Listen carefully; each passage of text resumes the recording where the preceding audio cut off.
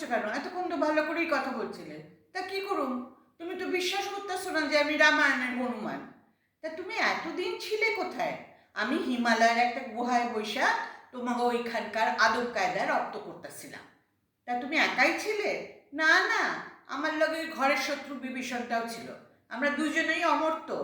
আর বিভীষণের অমরত্বের ফলাফল তো তোমাদের রাজনৈতিক অবস্থার একেবারে ছড়াইয়া দিছে। সব বিভীষণের শিষ্যরা ঘুইরা বেড়াইতেছে।